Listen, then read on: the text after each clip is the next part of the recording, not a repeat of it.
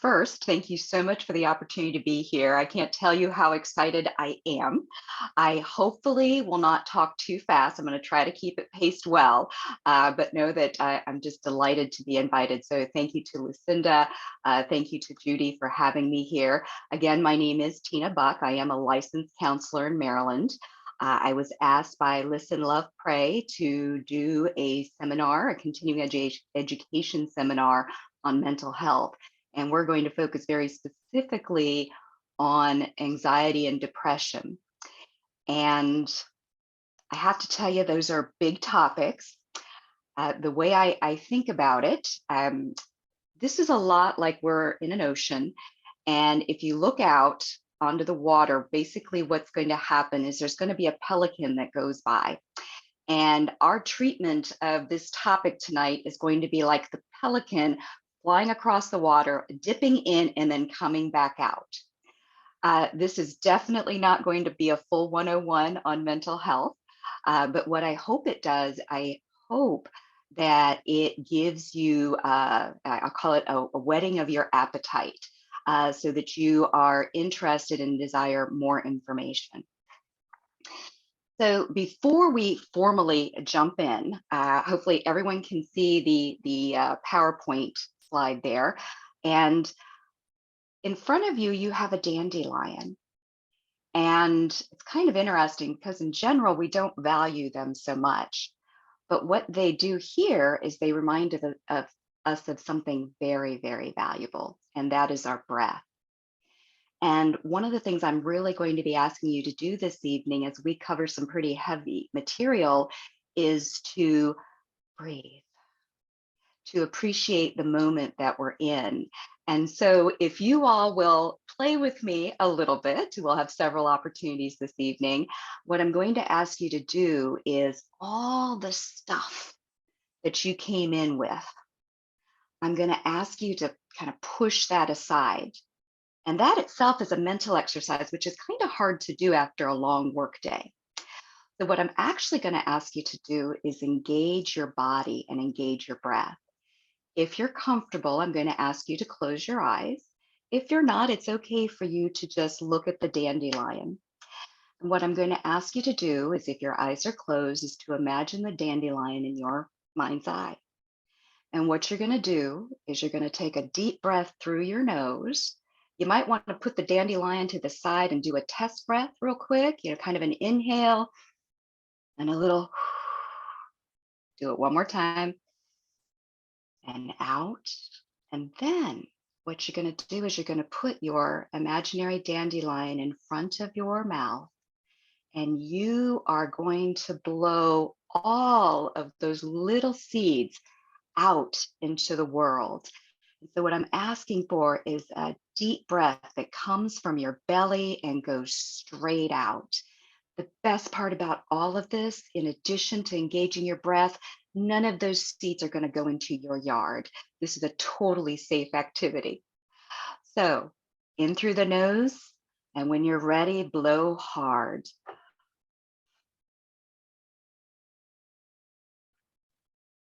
And if you need a couple of extra breaths, feel free to do that.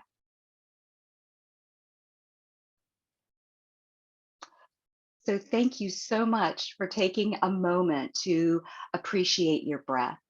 My hope this evening is that the time together will not only be instructive, but that it'll also be experiential.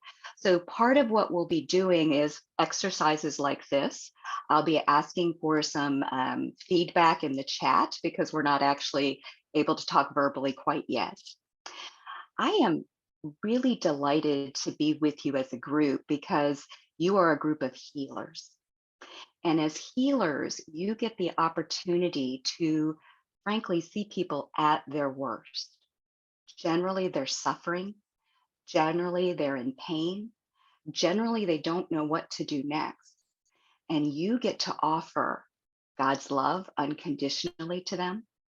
And you get to help them experience something they probably haven't ever experienced before, which is full acceptance and the true power of God. So I thank you for allowing me to step onto your path with you for a little bit as we talk a little about mental health, mental wellness, and then, of course, mental illness. I do want you to take away one thing very specifically. So, if, for instance, there's a lot of information and it starts to feel a little bit like gobbledygook, and you're like, what did she say? The thing I want you to remember is your presence is a huge gift. It's a presence to the people that you're helping, specifically as it relates to healing prayer. Your presence matters to the people that are around you, your dear family, your dear friends, those people that you might meet at the grocery store or somewhere else. That presence makes a difference. And as we talk a little bit further, I hope you'll see how that is actually very critical as we talk about mental health and mental wellness. The other thing I do just want to put out there as a caution, we are going to be covering quite a lot of topics. You may find that there's a reaction by something I've said or something that you see on a slide. That is completely okay. If you need to step away for a minute, do so. One of the biggest things you can do for yourself this night is attend to yourself, to really recognize what's going on in your body and do something about it. Because the reality is, that's what you're asking people to do as you guide them. Okay. So we'll go ahead and move forward. So as we think about our direction this evening, and like I say, we're trying to cover a lot of topics. The scripture that seemed most appropriate, all of you have heard this one, is do not conform any longer to the pattern of this world, but be transformed by the renewing of your mind. Then you will be able to test and approve what God's will is, his good, pleasing, and perfect will, from Romans 12:2. This scripture makes a lot of sense when you're feeling healthy and you can kind of think it through. But when there is a clinical mental illness happening, some of these words don't seem so clear. Some of these words don't seem applicable to me or to others. And so, as we consider mental illness, anxiety, depression, we want to consider how that impacts some of the beautiful things that you all are doing.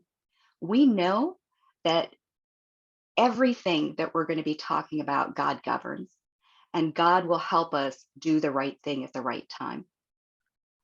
So, this evening, what we're going to do is we're going to talk about wellness, because frankly, you need a baseline of, okay, we're going to talk about mental illness. We better know what mental wellness looks like. And it's very holistic in nature. We'll talk about anxiety and depression, what it looks like for real. Often people get confused about whether anxiety is good or bad, or whether depression is good or bad.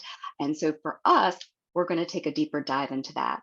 And then really what I hope you come away with is, what is it? What am I going to do with all this information? Hopefully you'll get a tidbit that you'll be able to apply pretty quickly. So now this goes to one of our first experiential activities. I actually will have 4 images that I would like you to respond to. They are going to be interspersed throughout this presentation. So this is where the writing utensil and the paper, and hopefully the chat, you can answer a few questions for me and share your responses. So first, what do you notice in this image? So what I'm asking for is, as you see this, what pops up in your head? There is no wrong answer. This is what you are seeing.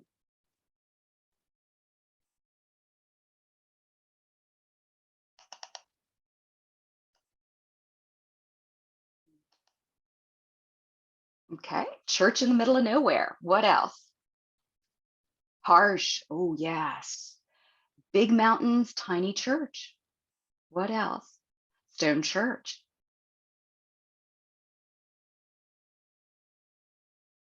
Dead. Oh, yes. Clouds. Okay. Now I'm going to throw a hard question out there. And Carolyn just said heart, or excuse me, unidentified said heart. Um, how do you think it smells out there?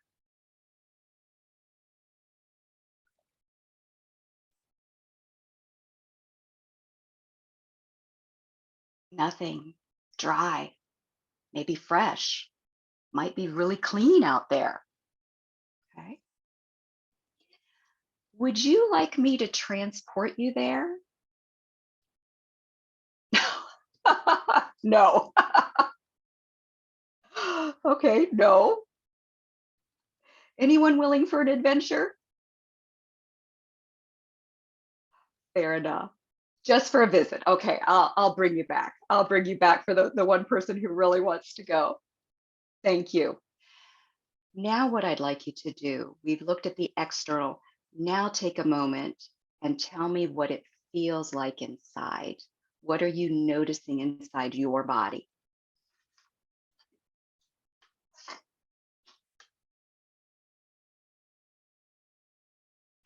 Resistance.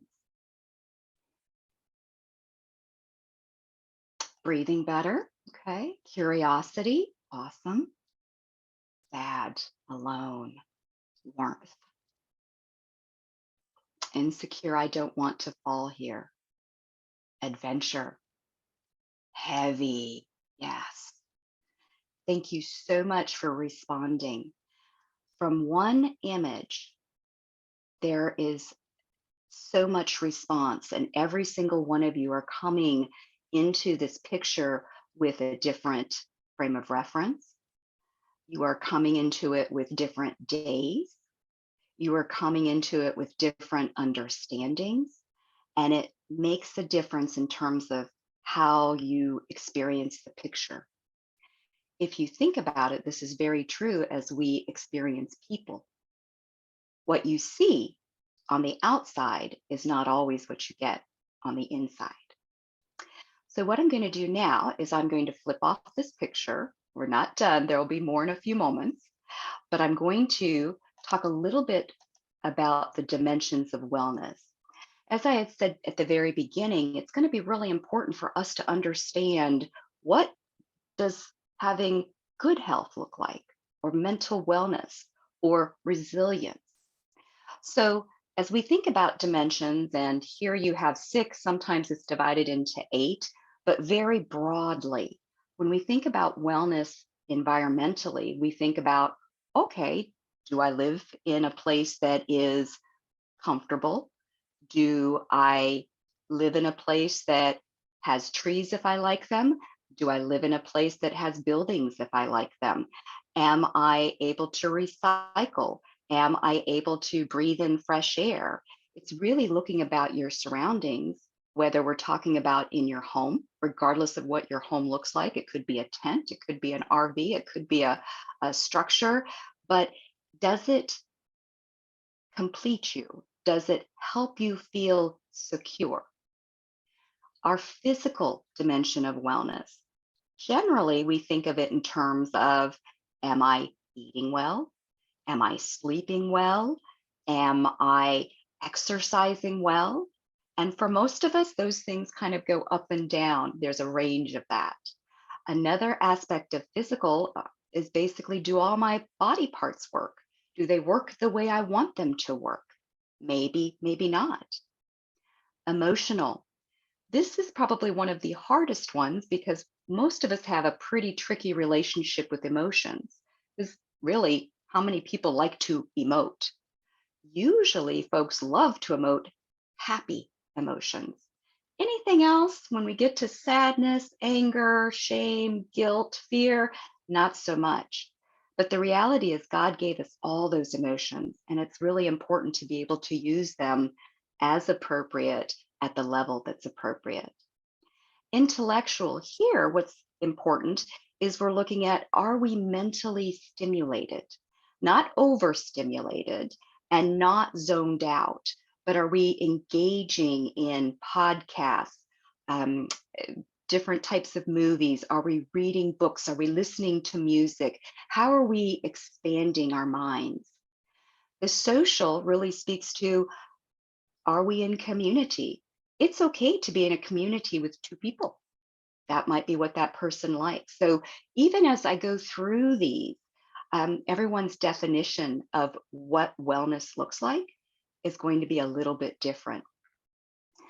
Spiritual, and this, of course, for us, we have very much a shared identity as it relates to God. But even as we read the Bible and we know Him better and we experience Him, we still have our unique opportunities. So now we're going to go back to our next slide. And what I'd like you to do, same thing as we did before, on your paper, write some of these ideas down, some of the answers to the questions, and then also in the chat, please. What do you notice in this picture?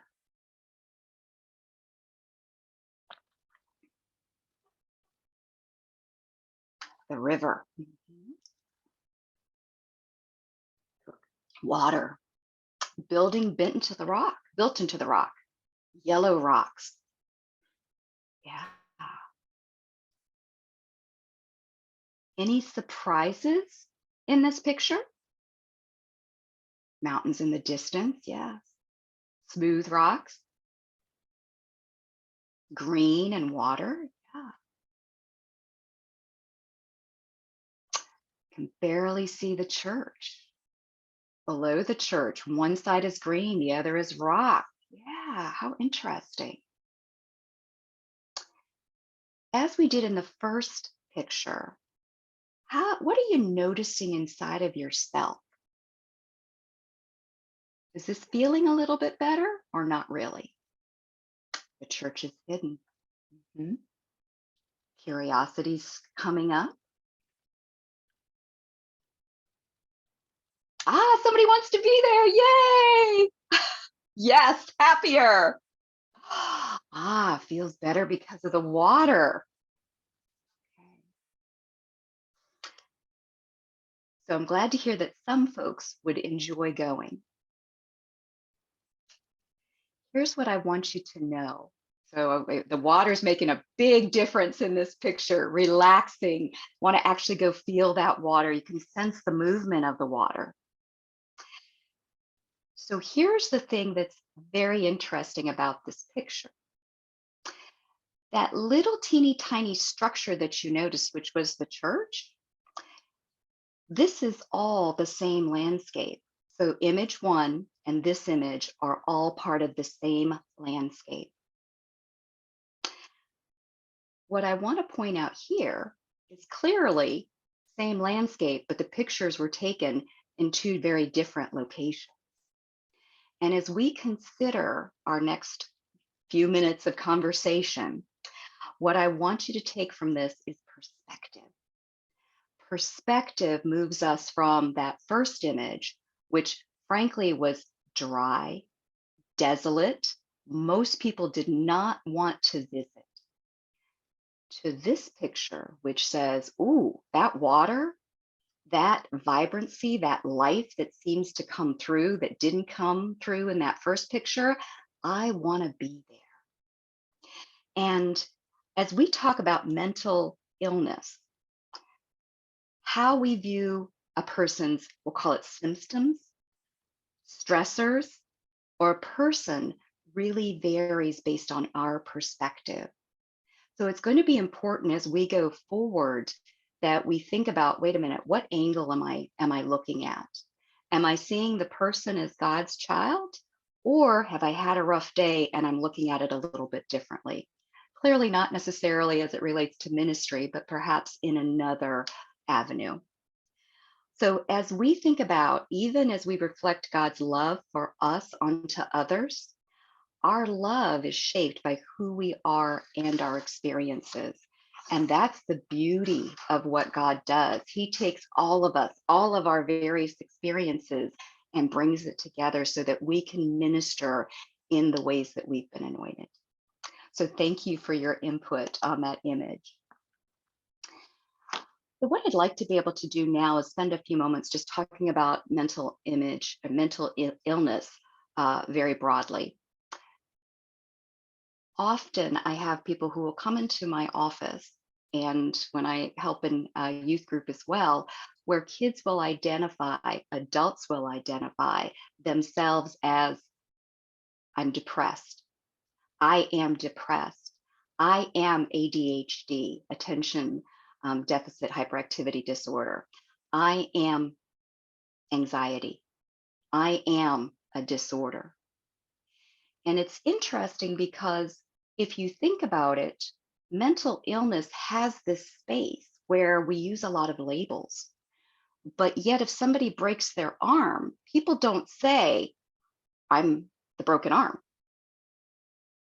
This is part of the stigma that we have in our society as it relates to mental illness, and how sometimes we view that in the most negative sense possible. So I hope that as you come across individuals, whether it's in ministry or personally, and they're using that kind of language to label themselves, I hope that you accept the person and reject the label, because the label does not help them. Because we know that God created us in his image, and he created us in a most wonderful, fantastic kind of way. And we are defined as children of God, but that's a very large, large definition.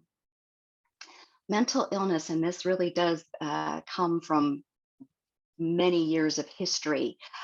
Mental illness is not about a character default. We can't often just turn mental illness on and off.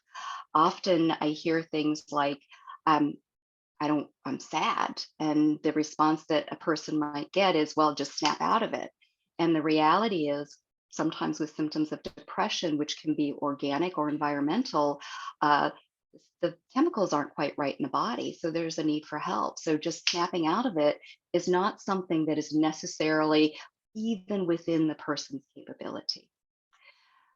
As you can imagine, when we talk about clinical levels of anxiety and depression, just as we are all different, the types of symptoms across the age span, the level of intensity can vary from day to day, hour to hour, year to year. Someone may have depressive symptoms one year and may be in complete remission and may never have them again, or it might be chronic. One of the other pieces that is very important to consider is that with mental illness, it's usually holistic in terms of, it's not just what's going on in your mind, it's going on emotionally, it's also going on physically. And often we are able to understand it in terms of when it manifests a certain way. So, for instance, we started with a breathing exercise so that we were in touch with ourselves.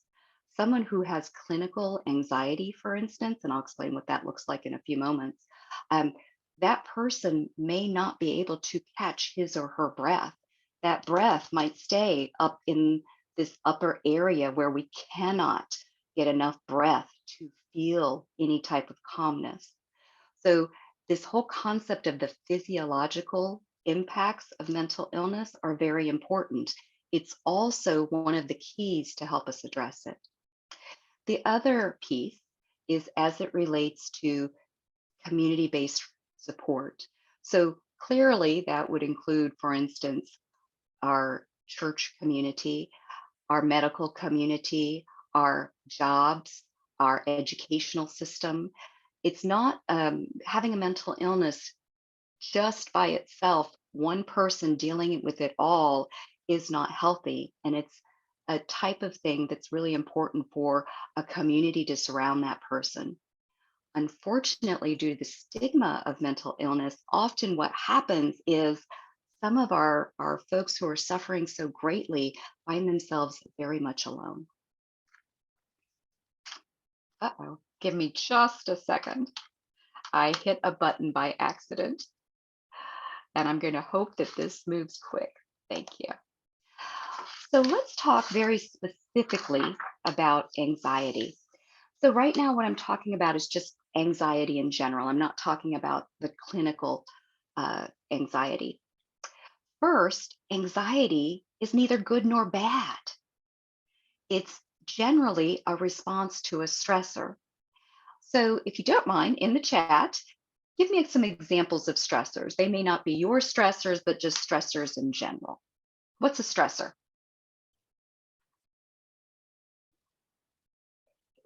Public speaking. I agree. Lack of sleep, definitely. Traffic. Oh, without a doubt. Without a doubt. Oh, a couple traffics there for sure. Moving, without a doubt. Caregiving. Yeah, definitely. Definitely. Thank you. Thank you so much. So, anxiety is a normal response to a stressor. It's not bad. However, anxiety often has a bad rap. Anxiety is actually normal. And what it does is it helps to give us energy and to amp us up at the right time. So, for instance, if you're at the starting line of a race and you're feeling a little anxious, generally it gives you a little boost in your step so that you take off running and go as fast as you can if that's what you do in a race. Anxiety may be driven by a real or perceived stressor. A real stressor might be exactly like what we were talking about: moving, caregiving, employees. A perceived stressor might be something that hasn't happened yet. Anxiety that is moving along in a healthy manner has a starting point and an ending point. So, for instance, the example that was put out in terms of moving, it might take a couple days to move, but the bottom line is you know that on this date you're going to move and then it'll be done. Now, I recognize there's a ton of packages or boxes that need to be opened and so forth, but the bottom line is it starts and it stops. So, before we go any further, what I'd like to do is take just a moment and talk a little bit about brain science. So, for us, and I can't see you, but hopefully you can see me, what I'd like you to do is make a fist. Okay. And this fist is, in essence, a depiction of your brain. And in your brain, and this is where you're going to pop your thumb out for a moment, there is this little teeny tiny place called the amygdala. And the amygdala, which is actually back behind kind of where your neck is, but a little deeper in your brain, it is reptilian in terms of it is about as primitive as it can be in terms of the brain. It is the site of where we get our fight, flight, freeze response. So it was created for a very important purpose. Way back when we were all hunting to get our food, it would help us to know if we were in danger or not. Now, often we get our food, for instance, from the grocery store. So sometimes we don't need that type of stimulation. But if we're walking down a dark alley and there's not too many lights, and all of a sudden the hairs on the back of our necks stand up, that's the amygdala starting to roll, saying, ooh, ooh, ooh, ooh, danger, possible danger, get ready. So now what we're going to do is move into the next slide. This will be the next image, and let's see what you think. So if you will, with your paper and pen or pencil, write down a few thoughts. What do you notice in this image?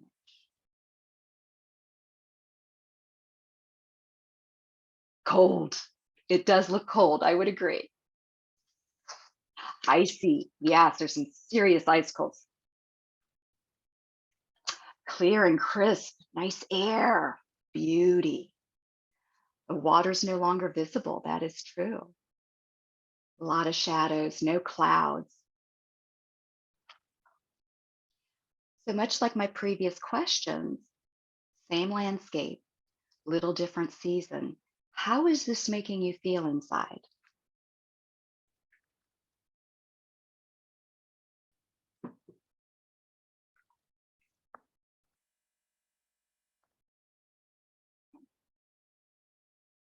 Oh, hunker down, stay away.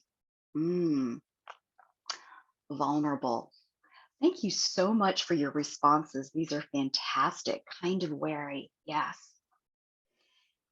So, as we were talking about the first two images, once we got past kind of that desolate scene and we got into a place where there was water and vibrancy and color, it felt good, felt well, made us feel good and well.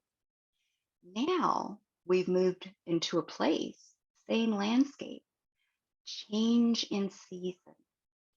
And from what you're telling me, there's some good pieces of this season, but frankly, you want to hunker down. You want to stay away. You don't want to engage. And from what we can tell with the icicles and the scenery in the back, this is probably the season of deep freeze for this particular area. And what I want you to think about is we all have different seasons in life. We're not always up, we're not always down. It's usually a variety, right? That's good. But sometimes we can get stuck, or the people around us can get stuck, almost frozen in space. So, in a moment, we're going to be starting to talk about clinical anxiety and clinical depression. And when we get into that space, we start recognizing that there are some patterns of thinking, patterns of behaving, and patterns of conversation that seem like it's frozen and that it will never change, that there will never be a thaw. And right now, as we're talking about this, this is conceptual, but there are people who are grappling with this frozen tundra, frozen landscape day in and day out. Okay, so we'll continue. So, anxiety disorders, and we're starting here first because of its prevalence. And as it relates to anxiety disorders, so this is actual diagnosed by a clinician. The level of anxiety is so high that it impedes daily living, daily decision making. And that is about 19% of the US population. And I don't know about you, but that number is staggering. That is about 48 million people, about 1 in 5. It's pretty shocking. We know that it's more common in women versus men, 23.4% to about 14%. And what's hard, and this is why the work we do together is so important, is only about 37% actually go to get treatment of any sort. So I'm not talking therapy. It might be medication. It might be a support group.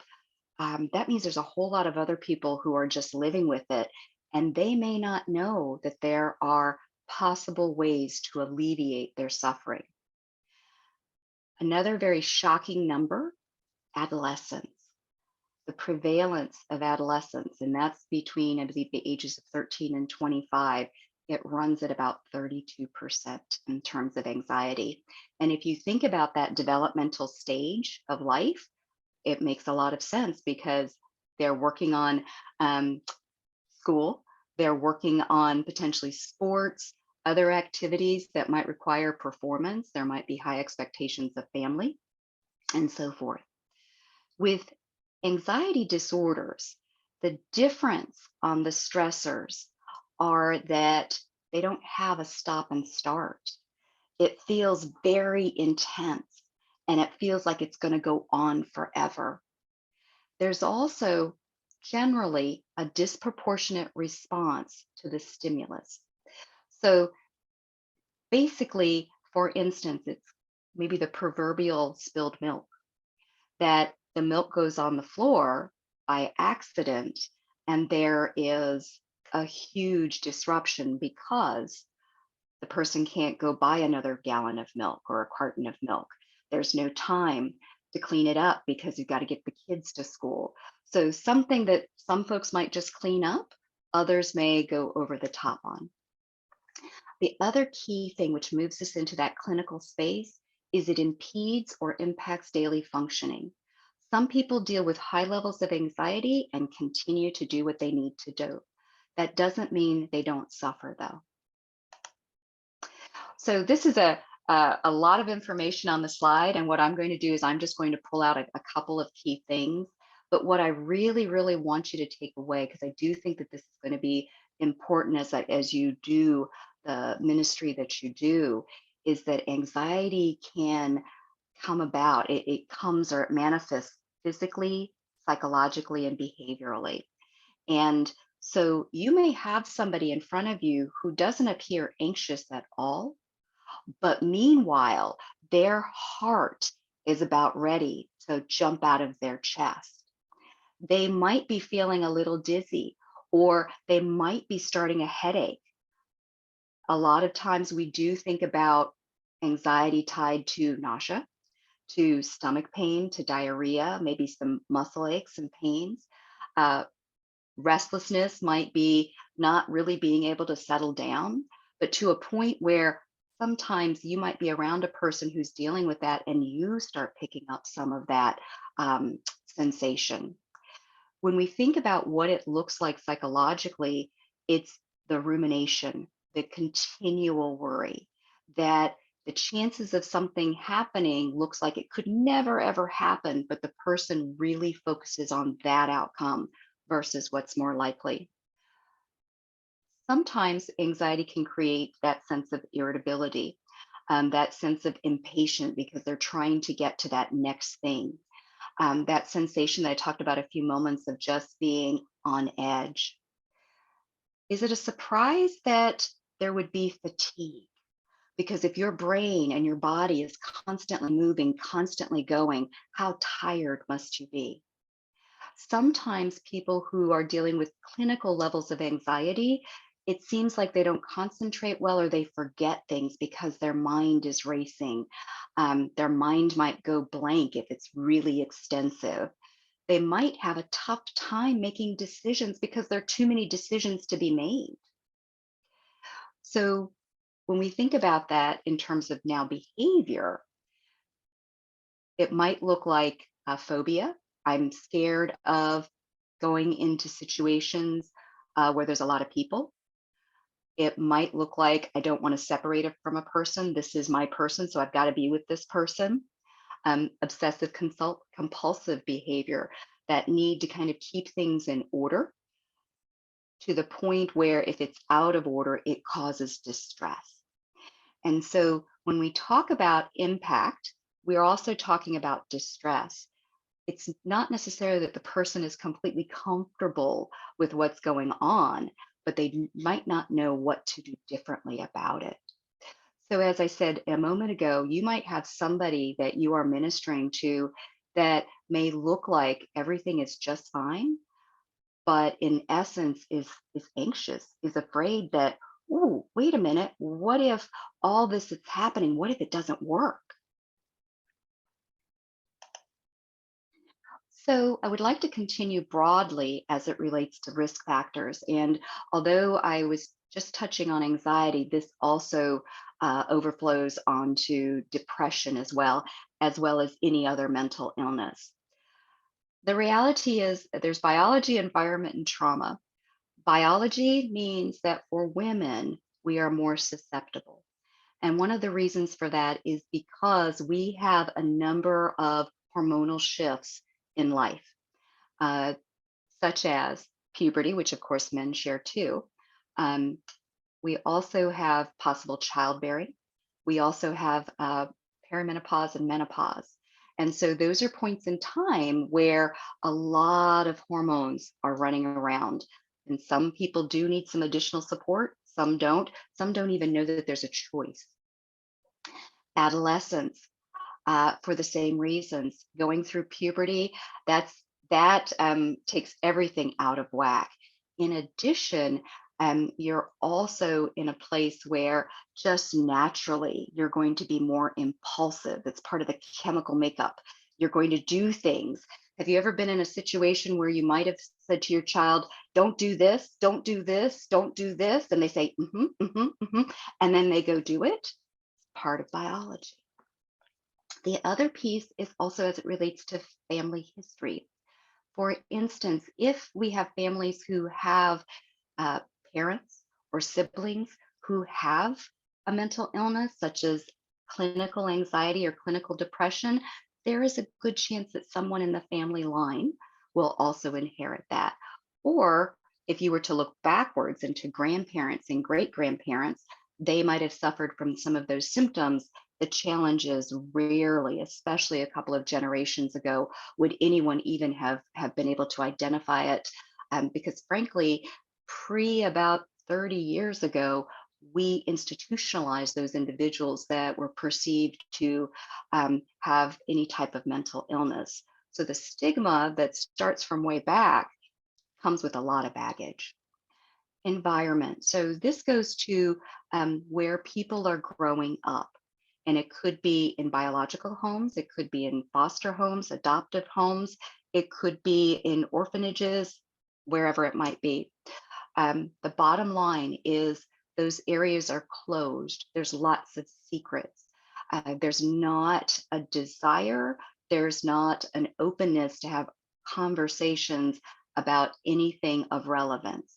It might be tied completely to transactional kinds of communication, such as go take out the trash. But if I want to know what's going on inside of you, what you're noticing about yourself, those conversations generally wouldn't happen. When I talked about closed, I also tied in that lack of relational communication. Often, as parents, we will say, "Hey, how was your school day?" And the student will say, "Fine, okay," or "Mm." And that's communication, but that's really transactional. Relational communication was, "Oh my gosh, I know you had a test today, but what else was going on?" In this day and age, we have a lot of things going on. Most families have at least 3 activities for their students. And when you think about school plus 3 after-school activities, whether they're a sport, scouts, or something else, church, often we get so busy that we don't notice what's going on with our students and with others in our lives. In addition, and I'm just going to touch on trauma very lightly, there is this um, assessment called adverse childhood experiences. And we know that if an individual scores high on this, that there is high likelihood that they will experience depression or anxiety. So for instance, an adverse childhood experience would be something along the lines of abuse, whether that's physical or sexual. It's a parent in the home who might be using substances or actually be a substance abuser. It could be poverty. It could be a death in the family. There are a variety of things that we know that will make individuals more prone to certain experiences. In adulthood, we know that catastrophic losses can have a huge impact. It could be a parent or a significant other that was in a tragic accident. It doesn't even need to be an accident. It can be just we lost somebody that was very, very dear to us, whether it was a grandparent, a parent, a child. All of these factors impact how we live life, our perspectives on life, and then potentially how a mental illness evolves. So now we're going to take just a break because I know that you have been receiving a lot of information and a lot of it's very heavy. So before you pull your glass, cup, bottle, I'd like you just to go ahead and get that in your hand, please. Whatever you're choosing to drink, put that in your hand. And take a moment and whatever it is, swish it around just a little bit. If you can see through your glass, just notice it. What's it doing? If you have a mug and can't see through it, notice what's happening with it. What does it smell like? And if you will, go ahead and move into the chat for me. What does it smell like? You don't have to tell me what the liquid is.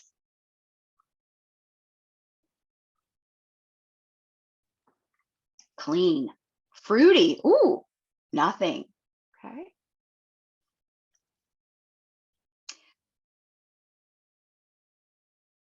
Strawberries. Wow. Some of you have some really cool drinks. So what I'm going to ask you now is you're going to take that drink and you're going to put it up to your lips. And I'm going to ask you to take a sip. But before you swallow, I want you to, this is where we play with our drink for just a moment. I want you to put that liquid into your mouth and swish it around just a little bit. Nobody can see you doing it, so it's okay. But I really want you to be mindful, especially for those of you that have flavors. And even for those of you that don't have a flavor per se, there's still something. And so I'm asking you to use your sense of taste and see what comes out.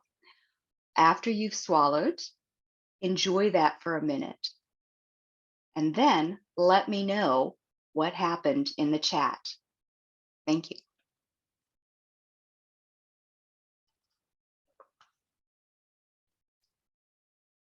Ah, refreshing, playful, and fun. Awesome. Thank you for taking a moment. Water separated in different parts of mouth. Great. Mindful.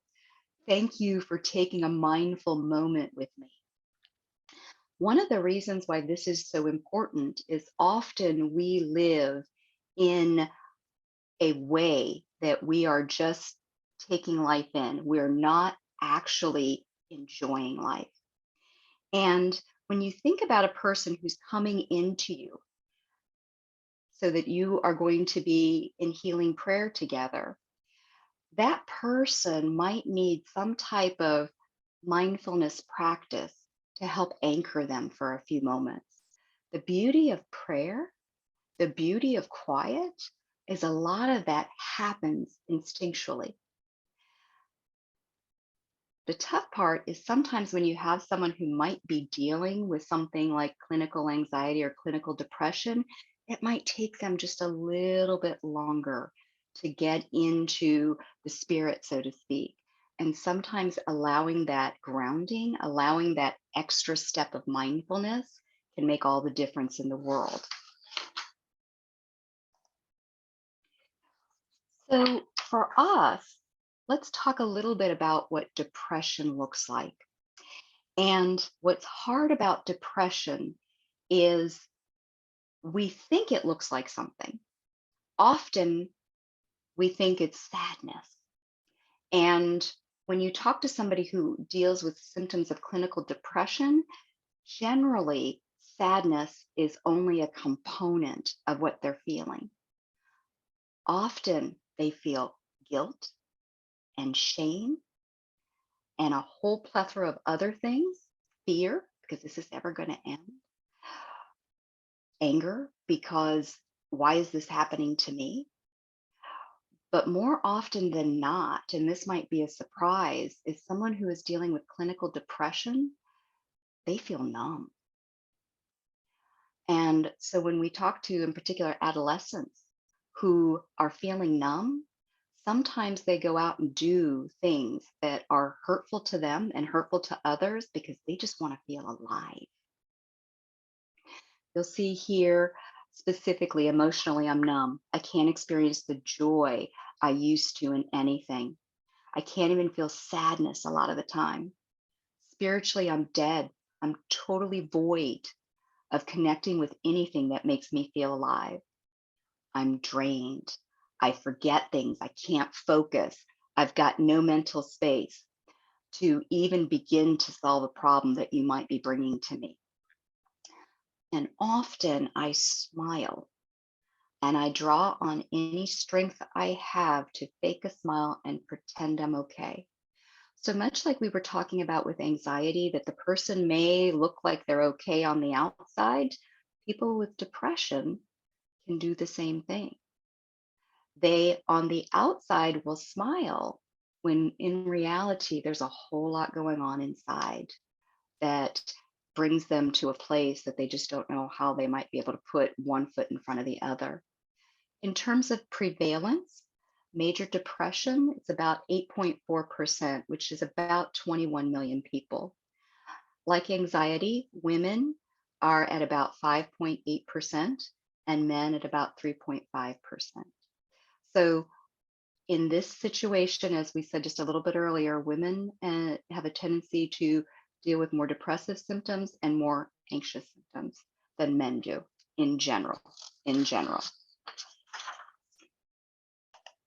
So, this slide has a lot of data in it, but I thought it might be valuable for this group, especially as you think about the populations that you minister to, but then also that might be in your home or grandchildren and so forth.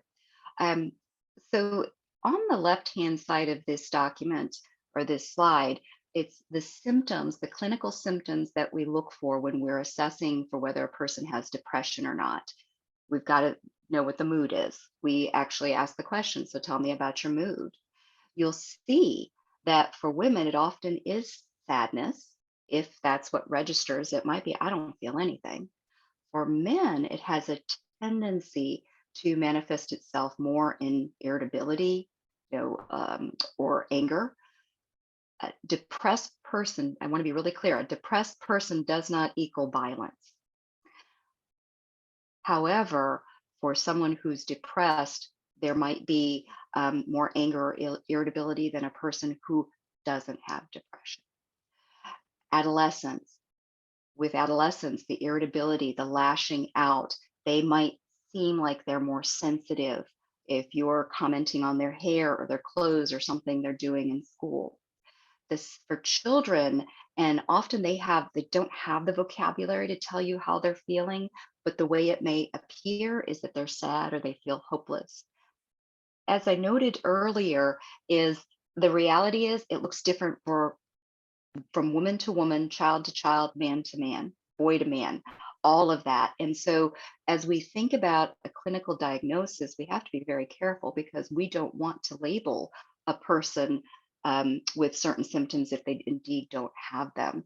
So, even as we look at depression and anxiety, we also look at other possibilities, such as trauma, such as environment, to see if that is the more appropriate uh, thing to look at in terms of treatment. So mood is a requirement in terms of a clinical diagnosis. Diminished interest, that means the things that are going on in life they just don't feel good anymore. Weight may go up a lot or it may go down a lot. Sleep issues are very, very common. Fatigue. In terms of psychomotor, often what you'll find is it's a lot of disengagement. It's a lot of zoning out. You might find for children, the attendance and grades are dropping. With small children, young children, problems at school. That whole concept of worthlessness or guilt that is way beyond what a person should feel guilty for, things that they didn't create and yet they've piled on. Often very poor self esteem and self blaming. It does not mean that a person who has poor self esteem is somebody who necessarily is also depressed. So as you see these things, there's a lot of dynamics that go into it. Often there's diminished cognitive thinking. Things have a tendency to be quite negative. So they can be distracted or very focused or very unfocused. Often this creates a lot of problems with friends and heightened conflict with people who are important, such as parents or grandparents. And then finally, in terms of suicidal ideation, this is where people who have depressive symptoms, and to be very clear, not all people who have depressive symptoms want to take their lives, but it is a factor that we are always assessing for. For adolescents and children, the more prevalent thing we have to look for is self-harm. Self-harm could look like I'm hitting my head against a wall, or I'm, punching my pillow. We've got to be able to interpret what it is they're doing, obviously through a lot of questioning. So I have covered a lot of information in a very short period of time. And what I want to do for just a few moments is touch on a couple of key ideas. System support, as I said earlier, no one who is suffering from clinical anxiety or depression, or frankly, any other mental illness, should do that by themselves. We hope that the community, jobs, the educational system will be able to step in as appropriate. Often, being able to share just the fact that I'm not feeling right could make a huge difference. Going to a therapist or a support group where you can get new coping skills, that can make all the difference in the world. For some, because there are often organic uh, manifestations or organic reasons why a person may have symptoms of depression or symptoms of anxiety, medication can help. The key there is if you're starting medication, that you continue, that you don't stop and start. Now, as we think about your ministry and specifically some of the things that could be of value to you, especially if you find yourself with someone that you think might have anxious symptoms or depressive symptoms, start by breathing. We practiced that just a few minutes ago. Here's the really cool thing that God has done. When we're together, and I don't know if this works so much on Zoom, but it definitely works in person, is that if you start regulating your breathing in terms of you start slowing down, right? Breathing in time, the person that you're with or the people that you're with will match your pacing. Mimicry also comes in terms of, have you ever seen two people that might have their chin in their hand and one person is across from the other and it's like, oh, wait a minute, why do they both have their chin in their hand? Because unconsciously they're mimicking each other. What that does for us is that creates connection. As I noted way back in the very beginning, the whole concept of active prayer, which is what you are stepping into with clients on a regular basis, just that opportunity to be fully connected in a shared purpose. You are mentally making shifts, transforming the mind. You're also physiologically making changes. And it's both that makes the difference to the person who might be anxious or who might be dealing with some depressive symptoms. We're not talking about necessarily in this context at the moment curing that, though that could happen. But it's so interesting when someone has a different experience, especially with prayer, what that can do for their outlook on the rest of life and the rest of the day. Not a surprise, and I'll touch on these very briefly. Being able to actually read scripture and think about scripture and meditate on it, both individually from personal study, but also as a church body, whether that's in your organization as a whole or to an actual physical church broadly. It makes a difference when we are able to do something that connects us in a way that is greater than ourselves. Worship music is so powerful for so many people. And it's not just the singing of it, but it's also listening to it. So anytime, and this is really great for students because a lot of students, they plug in their earbuds, they listen to music, and when their brains are going all over the place, they're able to calm down. And finally, as it relates to serving, serving is probably one of the best ways for people to move off of what's going on with them and help someone else, which for someone who's got depressive symptoms, assuming that they're kind of moderate to mild, they're able to do something for someone else. You go back to that chart, often there's that sense of I'm worthless. If they're helping someone, clearly they're not worthless. You and I know that they're not, but it's that person trying to determine, okay, who am I and why does it matter? So, very quickly, I'm going to our last slide. What do you think this is? And if you'll chat with me for just a moment, does anything look familiar? Showdown, Wild West.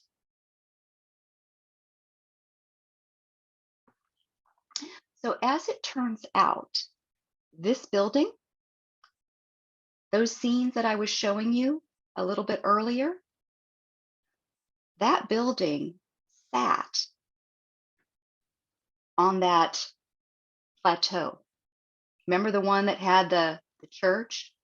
You can't see the church here because this luxury resort is in front of it.